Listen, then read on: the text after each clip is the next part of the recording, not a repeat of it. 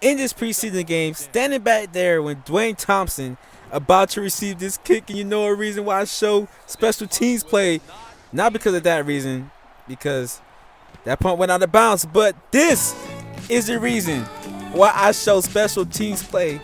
Watch the acceleration, watch the cuts, watch the juke, and watch the speed to get out to the outside, outrun everybody, point out the blockers, and get that punt return. Yes, I know it's that glitch that Madden does where apparently everybody runs slow on special teams, but it doesn't matter. All that matters is that Dwayne Thompson was able to bob and weave his way through traffic and find his way to the end zone. That's kind of cool the way he pointed out his blockers. That's very cool. But that right there was a preseason game. And I'll say this. We did lose all of our preseason games. We went 0-4 in the preseason. All right. Now, our first game is against the New York Giants. You got Eli Manning, Shane Vereen, Odell Beckham Jr., and Doug Baldwin on the same team. And their fourth wide receiver is a 69 overall Devin Hester. So they do have a little bit of offensive firepower. And you got Zach Miller over there at tight end. The reason why I showed Zach Miller is because on 2nd and 19, Eli Manning is going deep to Zach Miller, who monstered the hell out of Dwayne Thompson. Pretty embarrassing right there. But on this play, Dwayne Thompson does make up for it on 1st and 10. Does get back there in the backfield and gets that tackle for loss. But on this 2nd and goal, weren't able to stop their offense from getting into the end zone. But later on in the game, in the 3rd quarter, we do lead 14-7. And on this play right here, Eli Manning throws a strike to Devin Hester for the touchdown.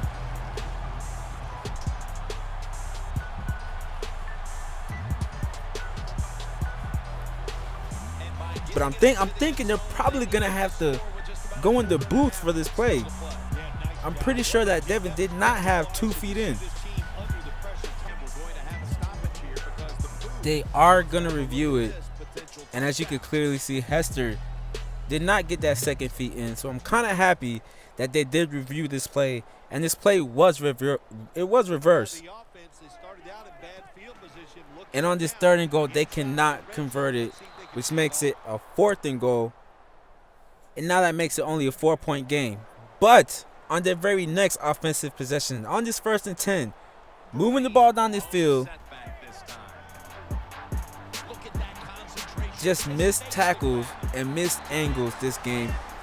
You may not have seen it. I probably cut it out while I was editing these videos, but we had so many missed tackles. Our defense had so many missed tackles that it was ridiculous. But in the 4th quarter, with only a minute about 45 seconds left, we do stop the Giants from getting that 1st down. So they have to punt the ball back to us. So I'm looking and trying to see if my offense could spark up something, do something.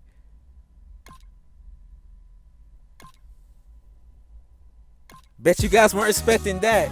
Tyrod Taylor throws that TD pass to give us the lead. Not only the lead, but the game. And yes, I just say Tyrod Taylor.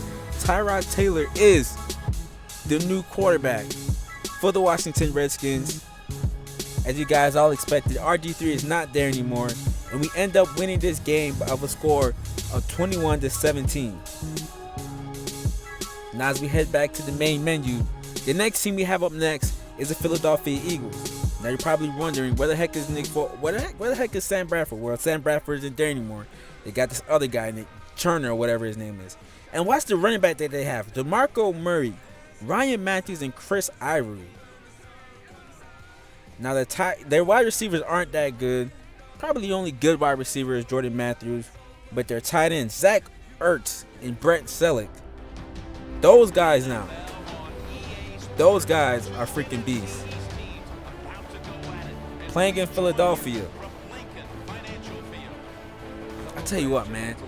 If I was a Washington Redskins fan, I would hate Philadelphia the most. Like, I'm sorry. I'm not really a big fan of the Eagles. I'm not a big fan of the Jets, nor the Cowboys, but I would hate the Philadelphia Eagles the most. I don't know why. And if you're a Philadelphia fan, I'm sorry. But, like, I think what they probably, I don't know. You know, but that's just me. But back into this gameplay. On a 3rd and 6 right here. Dropping back in coverage. And that is, who is that? Is that Rodney McLeod? No, that's not Rodney McLeod. Who made that interception? Chris Culliver comes up with the interception. So that is the first INT of the season. Plenty more to come. Believe me, there is plenty more to come.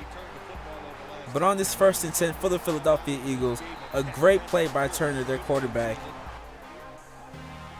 Now down at the 1-yard line later on the drive. And an easy touchdown for DeMarco Murray to tie up the game 7-7. Moving right along later on the game, it's 14-7. We're up by 7.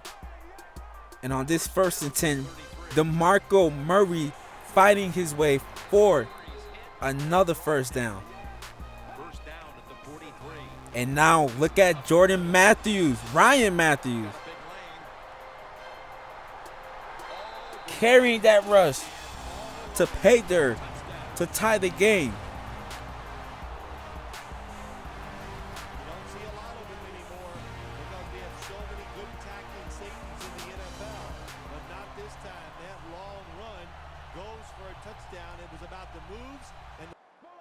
Just before the first half is over, the Eagles decide to run the ball, and DeMarco Murray just got killed by Dwayne Thompson. Just got literally destroyed.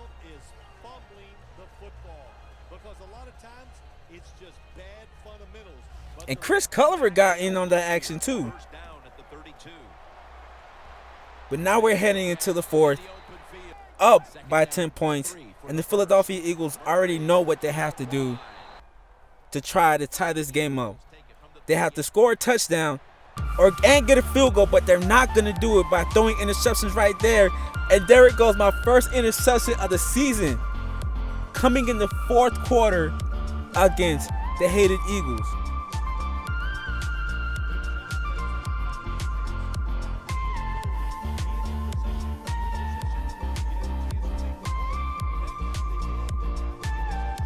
Going up there and reaching high to snag that ball to get my first INT of the season.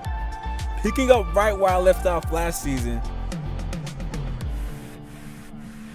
And on this 4th and 3, jumping the route there, picking off the quarterback again and getting a free call into the end zone, high stepping to the end zone as I get my first pick 6 of the season.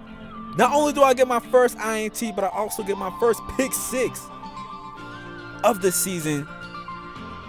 Great way to start this season off.